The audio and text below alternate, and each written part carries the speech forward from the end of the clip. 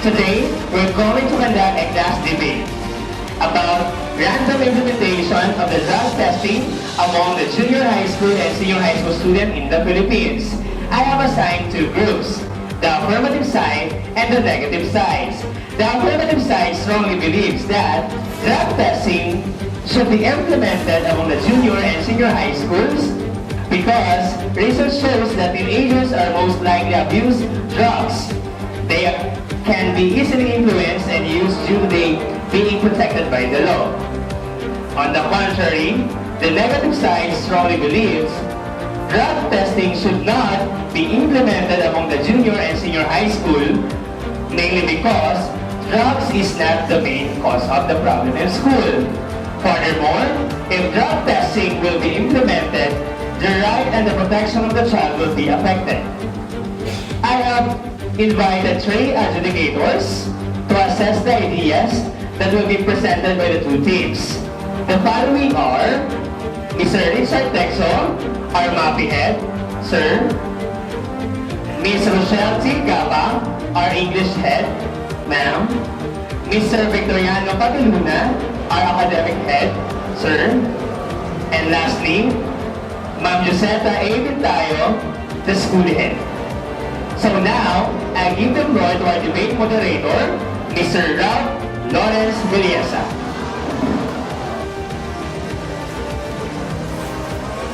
To our respective adjudicator, to my classmates, ladies and gentlemen, good afternoon. Welcome to today's debate, and our notion is to resolve that implementing drug testing among junior and senior high school students. On my left are the positive side are the proposition team. The affirmative side are the following: Ken Laika Albuna, Nais A. Alak, Jana May Ruto, and John Paul Agosto. With their researchers, Rhea Rose Molencio, Faith J. Ipil, Mary Joy Fuentes, and John May Pagiluna. On my right are the negative side. We have Harry Briggs Quinto, Paula Camille Padapat, Laura Bell Muntang, and Christian Lee Salvay. With their researchers, Quincy Archer, Abdullah Kamsa, Michelle Ann Makalua, and Marilyn Gajana. Our maximum time is 3 minutes per speaker, and our timekeeper will notify you if your time is up at this point. I will give the floor to the first speaker of the proposition team. We have Ken Laika Albuna. Drugs are not cool. They make you look like cool. That notes remind us that we should avoid illegal drugs. Good afternoon, everyone. I'm Ken Laika Albuna, the first speaker of affirmative side. Using illegal drugs is the common problem of our country, and we all know many students using it. And now, we are dealing in one question. Are you in favor of implementing the drug testing for senior high and junior high school students? For me, yes. If the school feels they need to, they should. Many students using illegal drugs and their parents don't even know about it at all. Schools should require mandatory drug testing for the sake of other children, with all of the violence and drug deals going on. Drugs are far too common in our country, even though mandatory drug testing will be looked upon as an achievement on a person's right. It has become necessary to do this for the sake of our youngsters. And according to my research, the Philippine Drug Enforcement Agency wants to require all high school students to undergo a drug test. Drug tests may be used for a variety of reasons and administered in order to protect the health and the safety of those may be suffering. Educators understand the benefits of random and mandatory drug testing, despite of the result of the study because drug testing allows traffic illicit drugs. Furthermore, drug testing in school helps law enforcement maintain clean learning environment.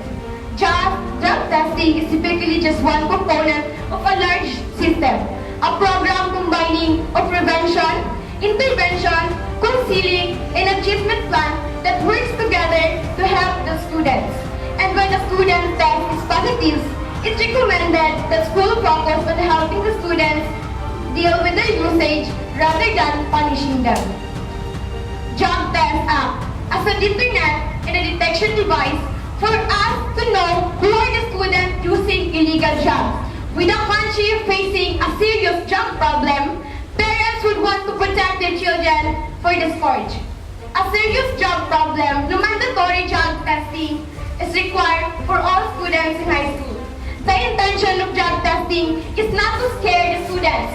It is good for them to give them a chance to change their bad habits. So we, teenager, and as a student of this school, we should be the good role model to everyone and we should say no to drugs. Thank you. The first speaker of affirmative team has consumed the time of 2 minutes and 47 seconds. The first speaker of the negative side, we have Harry Briggs Quinto.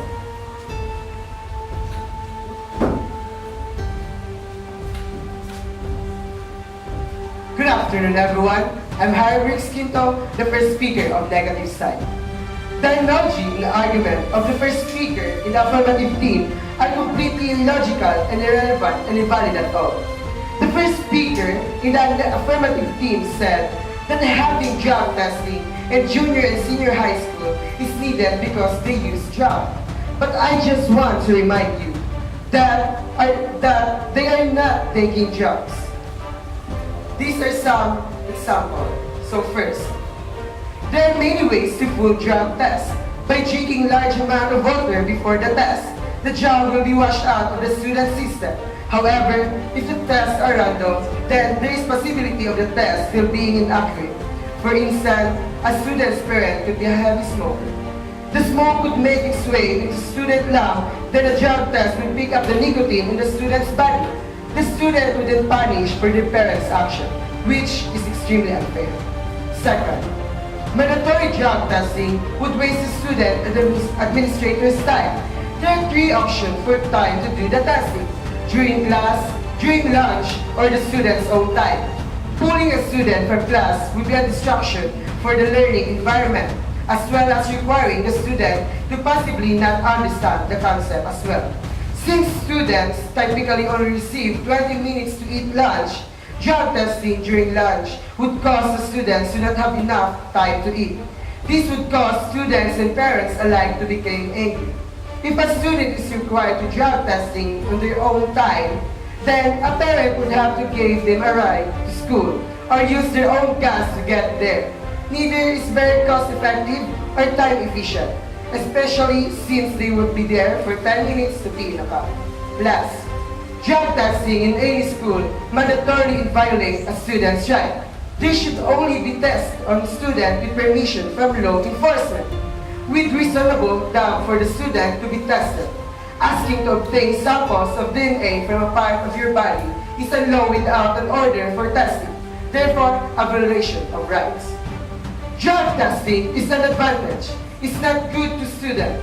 By presenting the drug testing and learning about the drug in a junior and senior high school, it can bring them to try it because of their curiosity.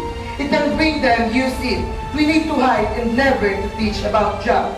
I already refute the contention of the other team now, so I've presented my arguments, so I rest my case. Thank you. The first speaker of the negative team has consumed the time of 2 minutes and 41 seconds. The second speaker of the proposition team, we have Nice A. Ala. Good afternoon, everyone. My name is Naisi Ala, and I am the second speaker of the affirmative side. School administrations are charged with ensuring a safe, supportive, and a healthy school environment where children can learn and reach their full potential. For me, I am not in favor of what the first speaker of the affirmative negative side on what he said, because based on my research, the Education Department official said that high school students and senior high school students from public and private schools will be subject to random drug testing beginning this school year. The Department of Education released guidelines for conducting a random drug test on secondary school. Because Order Number 40, signed by Education Secretary Lenore Briones on August 8, said the random drug test will be implemented primarily for prevention and rehabilitation and will ensure confidentiality. Random drug testing for students is considered by the government as entirely a health issue and aims to provide provide appropriate interventions to those who will be tested positive for dangerous drug use, which will help the students stop further use or abuse of the substance the order obtained by the CNN Philippines. It said that tests will be conducted to determine the prevalence of the drug users among students, to deter use of illegal drugs, and to strengthen the government's efforts against dangerous drugs. The order team state, after the Commission on Higher Education allow all higher education institutes or HTIS to conduct mandatory drug tests in this coming school year 2018-2019. Jan said the Memorandum Order Number 64 is support on the government's war against illegal drugs. That it said the drug-positive students shall undergo the prescribed intervention program under the supervision of the DOH accredited facility of physician or private practitioners in coordination with the parents. Always remember that drugs are waste of time. They destroy your memories and your self-respect. And everything that goes along is with your self-esteem. That's all. The second speaker of affirmative team has consumed the time of 2 minutes and 15 seconds. The second speaker of the negative side, we have Paula Camille Padapat.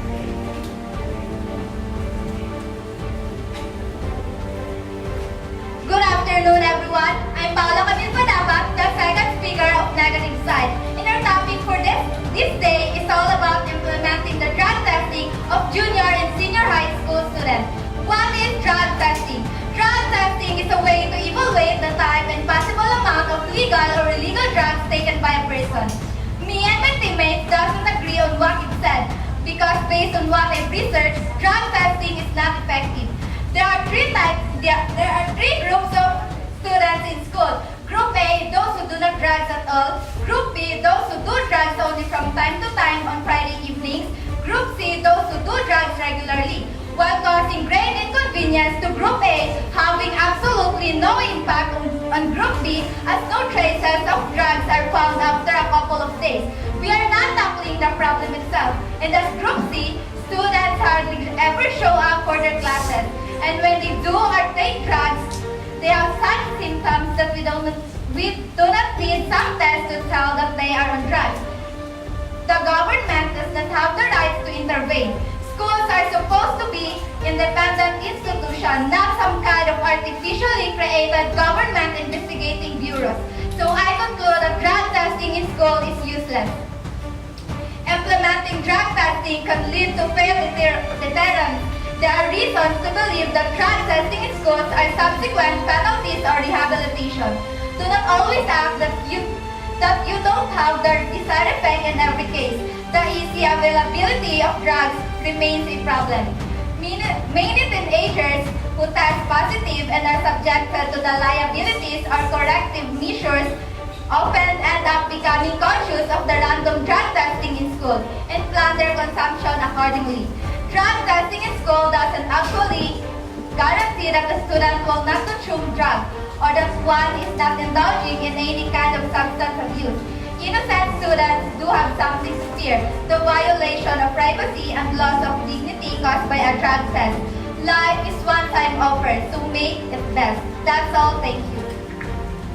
The second speaker of negative team has consumed the time of 2 minutes and 18 seconds. The third speaker of the proposition team, we have Jana May Ruto.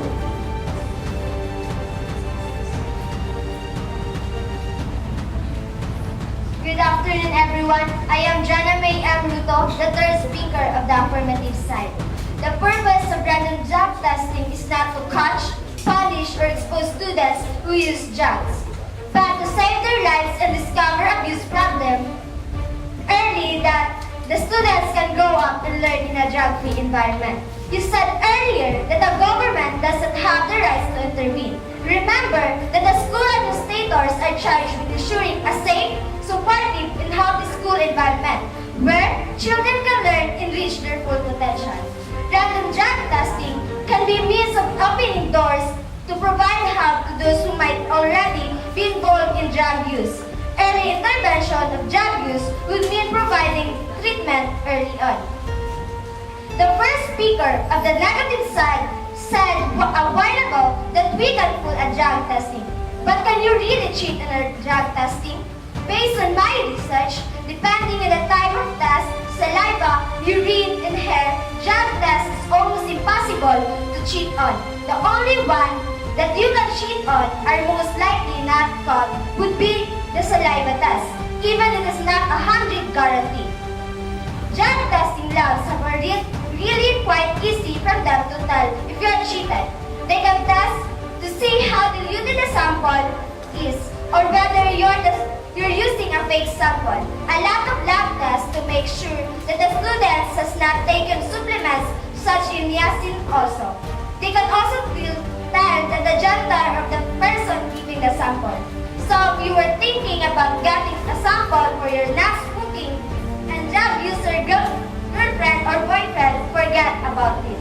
You get into a lot of trouble if you get caught cheating on a drug test. Cheating on a drug test is something that you don't want in your conscience. If you're believing in karma, cheating is sure to bring bad karma on your way. That's all. Thank you. The third speaker of affirmative team has consumed the time of 2 minutes and 5 seconds. The third speaker of the negative side, we have Laura Bell Munda.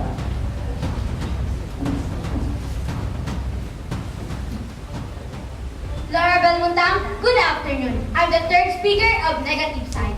I strongly disagree with affirmative second speaker idea that drug testing will help students stop further use or abuse of the substance.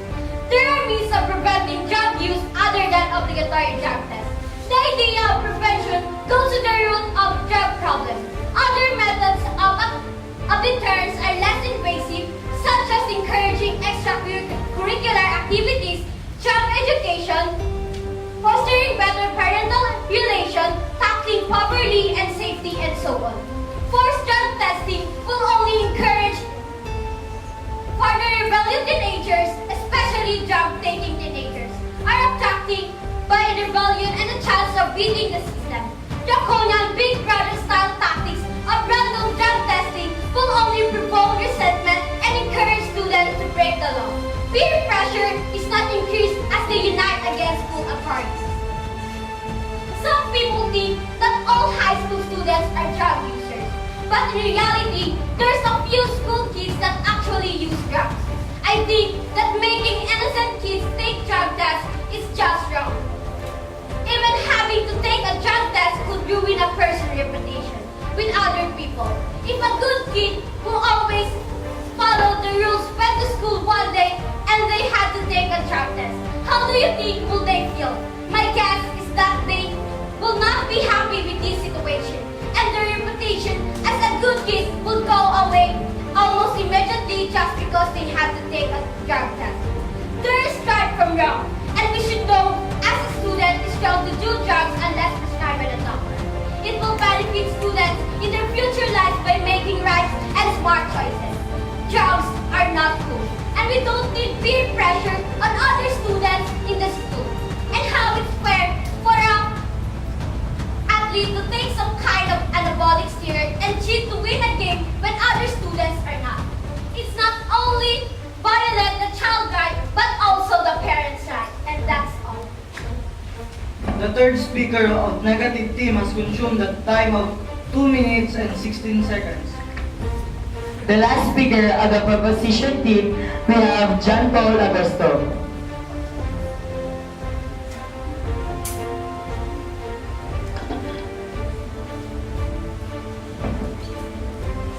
We realize that drug addiction is a sickness, but it's also a crime. John Paul Agosto, the fourth speaker of positive side.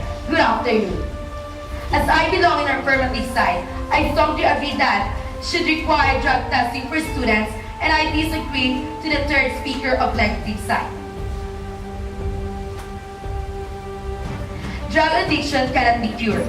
If the fear of cannot consuming drug is greater than the willpower to quit doing drugs, drugs disturb people's lives, and our kids are very susceptible to this stopping pleasure causing drugs.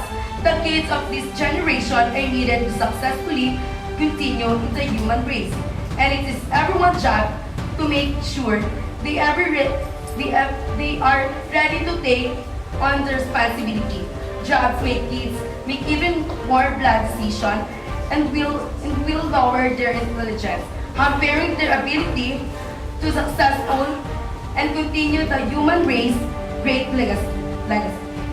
With all of the violence and drug deals going on, it's only right that schools should require drug testing. Teachers and parents would need to be aware of which children have a drug problem so they can intervene and get them help before it's too late. Drugs are far too common in our school. Even though mandatory drug testing will be looked upon an infringement on the person's right. So, for me, I am favor of the implementing the drug testing for junior high school and senior high school because, based on my research, drug testing allows for easily detection and intervention students have a built-in reason to receive peer pressure and will not reason by kids experiment with drugs.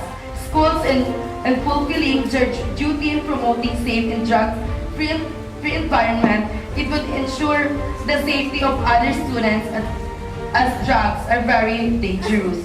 Now, the drug addicts can go into rehabilitation sooner, helping them get back to the drug-free life. By drug testing, students will be safe again and it increase the chance for the students to have a successful future. Passing a drug test is very easy. All you have to do is not use the drug or your diet supplement. John Pulagaso, the last speaker of Positive Side, that's all. Thank you.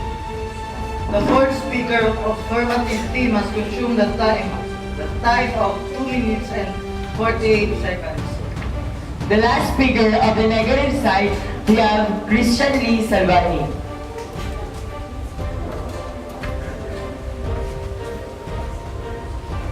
To our highly respected adjudicators, to my able opponent, ladies and gentlemen, I'm Christian Lee Salvani. Good afternoon. Most justice systems hold to the notion of innocence until proven guilty. To enforce random drug testing is to view them as guilty until proven innocent. Nothing justifies the sacrifice of human rights for innocent people. Two new polls have exposed a vast gulf in opinion between experts and the public of the federal government's controversial plan to the drug welfare recipients. The survey, both released on Thursday, shows majority support from the public for the drug testing policy, even among labor voters, but overwhelming opposition from the drug and alcohol sector in terms of drugs. There are some students that is putting the drugs into the drink, candy, and etc. It can be happen. And maybe they get poisoned and they're being accused for something they didn't know or do. And there's a pill that people may take, so when they take a drug test, it comes out negative. What if these kids are taking them? Students who want to cheat the test may bring in someone else's urine or turn to other drugs, alcohol, or synthetic marijuana that will not show up on the test. But students are not supposed to be punished for a positive test. One study showed 8% of students in a sample had been expelled. Tests can disproportionately impact students of color. Extracurricular activities and athletics are pro-social activities that may be protective of substance use. When a positive drug test leads to suspension from these activities, the effects can be detrimental. So, I do not agree with the random drug testing in junior and senior high school students. Thank you. The fourth speaker of negative team has consumed the time of 2 minutes and 2 seconds. Okay, thank you very much for a very well presented ideas. So this time, I would like to ask random students to give reflections for the issue for today. So let's start with Miss Shandy Fulgencio.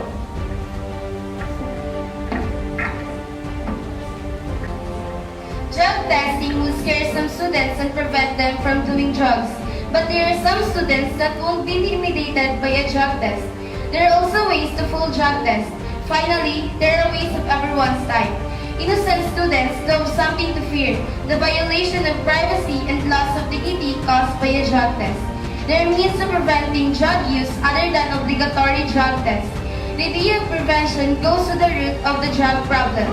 Other methods of deterrence are less invasive, such as encouraging extracurricular activities, drug education, fostering better parental relations, tackling poverty and safety, and so on.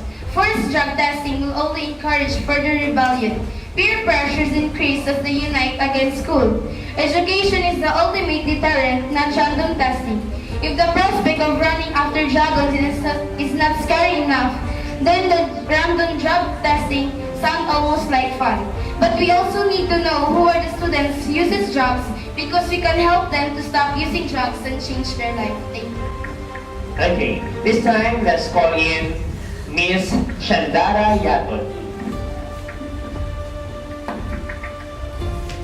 Good afternoon. Schools adopt random student drug testing to decrease drug misuse and illicit drug use among students.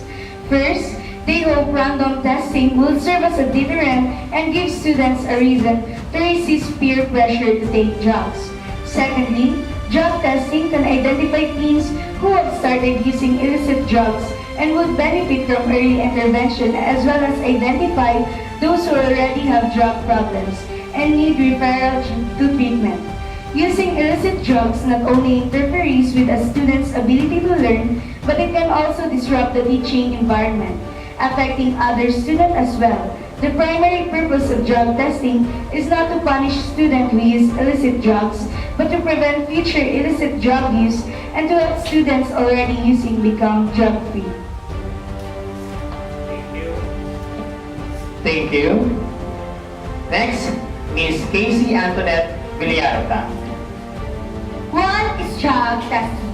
Drug testing is an examination of biological material such as urine, hair, saliva, or sweat to detect the presence of a specific drug.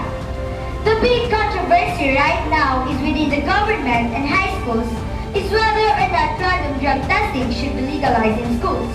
There are many reasons why it should not be legalized. One reason being it goes against the Fourth Amendment. Why should we have testing in schools when many health organizations oppose it? These are the other reasons why drug testing should not be allowed in schools. In the Fourth Amendment, it states that the rights of people are to be secured in their persons, houses, papers, and effects against unreasonable searches. There are also people who are in favor of drug testing because it can help identify students that need help and identify others from falling into bad crowds. Others say to keep the students safe and effectively cut down on teen drug use, random drug testing in schools should be implemented for the safety of the students. Let's call in the last but not the least reflection, Miss Hardy Sueco. Drug test is not harmful to one another. Actually, it helps us to ourselves. There is no such activities or program made by the government that can harm their constituents. Drug testing in junior and senior high school students is actually good or not harmful as long as it is okay or approved by the parents, teachers, even the schools, especially by the students that may undergo the such test, because it's their privacy and we must accept their opinion regarding this activity or program. Thank you very much. You really did your research class. This time, let's call in one of our educator, Ms. Rochelle T. Gapa, to give her collaborative comments and suggestions. Ma'am?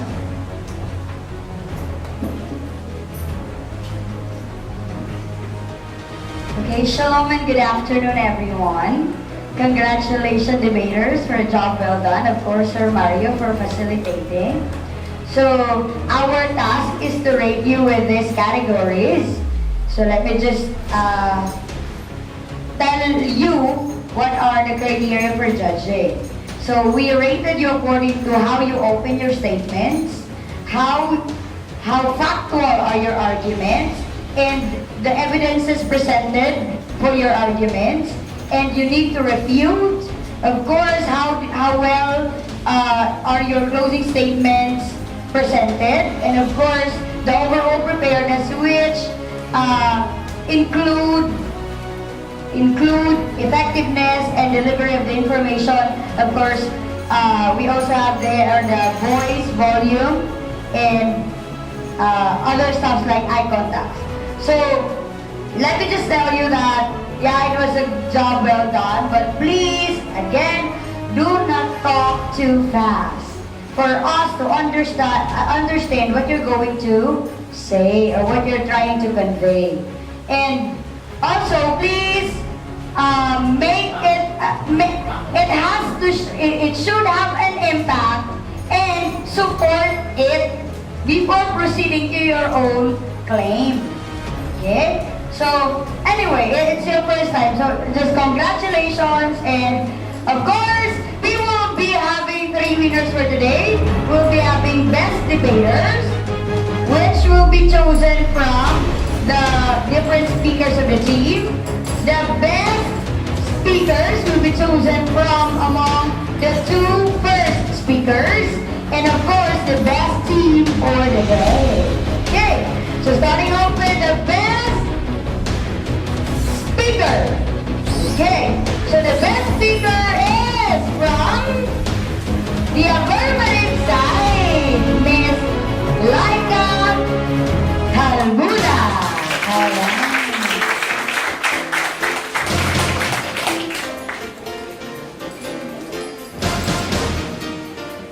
Okay, congratulations, Laika.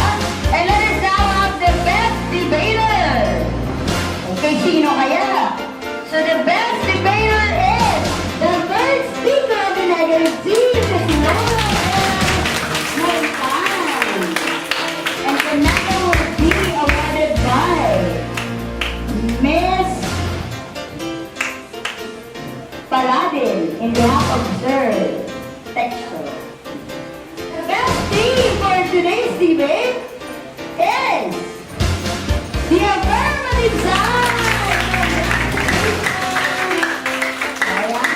Your medals. Of course, we would like to acknowledge the effort, the time, and the knowledge given by these researchers. Without you, this debate would not be successful. Thank you so much. Ayan, congrats, my goodness.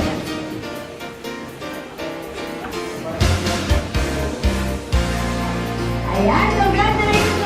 Side, of course, we would like to recognize and acknowledge the effort, of course, of the negative team.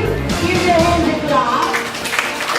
For the researchers, thank you so much, and it was a job well done. Okay, thank you so much, and God bless everyone. Congratulations, Sir Mario. Thank you, ma'am. Having said, the suggestions and comments may I call in the affirmative side to be right, and the negative side to be right, and please congratulate one another for a job well done. Congrats. Okay, for your assignment, I want you to make a reaction paper about today's issue, about implementing random drug testing among junior and senior high school students. Thank you very much and God bless.